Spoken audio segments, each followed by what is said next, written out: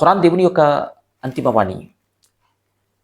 సర్వేశ్వరుడైనటువంటి అల్లాహ్ ఈ గ్రంథాన్ని చివరి గ్రంథంగా చేసి అరేబియా ప్రాంతంలో ప్రవక్త ముహమ్మద్ వారికి అందజేశాడు అరబిక్ భాషలో.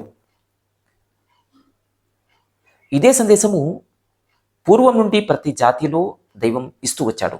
అందుకే విశ్వప్రభు అయినటువంటి దైవం ఈ విధంగా సెలవిస్తాడు, ఎవరైతే ఖురాన్ గ్రంథం పట్ల విశ్వాసాన్ని కలిగి ఉన్నారో వారు ఖురాన్ కంటే పూర్వం నుండి ఉన్నటువంటి సమస్త ఆకాశ గ్రంథాల పట్ల విశ్వాసాన్ని ప్రకటించాలి మరియు వాటిని ప్రేమించాలి అనేటువంటి తాకీదు ఖురాన్ గ్రంథంలో స్వయంగా ఉంది.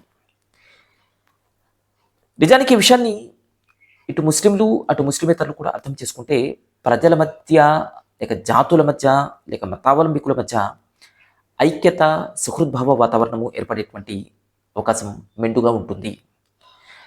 ఒక ఖురాన్ని విశ్వసించే వ్యక్తి ఖురాన్ కంటే పూర్వం ఉన్నటువంటి వేదాలను, ఖురాన్ కంటే పూర్వం ఉన్నటువంటి బైబిల్ని గౌరవించినట్లయితే నిస్సందేహంగా ఎంతో సౌహృద్భావ వాతావరణం ఏర్పడుతుంది.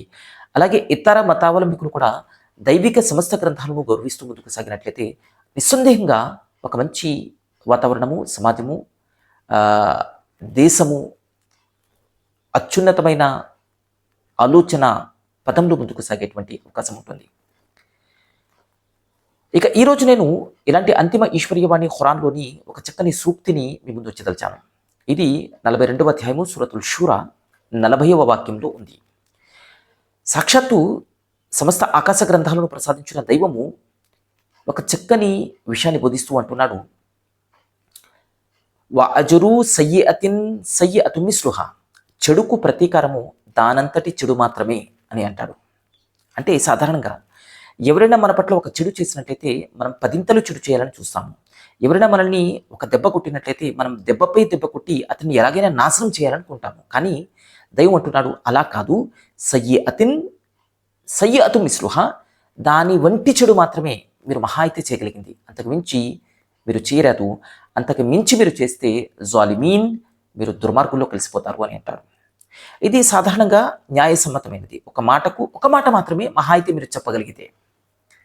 కానీ ఆ తర్వాత దైవం చాలా చక్కని మాట అంటాడు. తనను విశ్వసిస్తున్నటువంటి భక్తుల యొక్క లక్షణాన్ని తెలుపుతూ అంటాడు,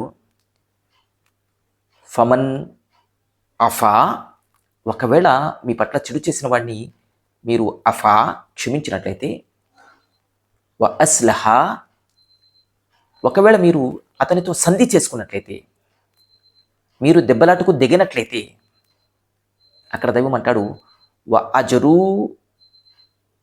ఇందహు అలల్లాహ్, దీని యొక్క ప్రతిఫలము నిస్సందేహంగా అల్లాహ్ వద్ద ఉంది, దీని అల్లాహ్ వద్ద మీరు పొందుతారు అని చెప్పి అంటాడు.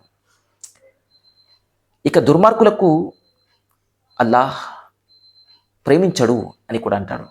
అంటే దుర్మార్గం అంటే ఏమిటి అని అంటే, చెడుకు ప్రతిగా మహా అయితే అంతటి చెడు చేయడమే న్యాయం కదా, అంతకు మించి మీరు చేయాలనుకోవడము అన్యాయము, దుర్మార్గము.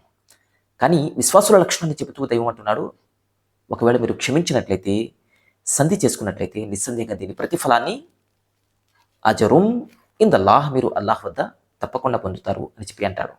కాబట్టి సహనము, సంధి, క్షమాగుణము, వీటిని నేర్చుకోవాలని అంతిమ ఈశ్వరీయవాణి ఖురాన్ బోధిస్తుంది. మరియు మహనీయ ముహమ్మద్ రసూలుల్లాహ్ సల్లల్లాహు అలైహి వసల్లం కూడా ఇదే బోధించారు. కాబట్టి ప్రతి ధార్మిక గ్రంథాన్ని గౌరవిద్దాము.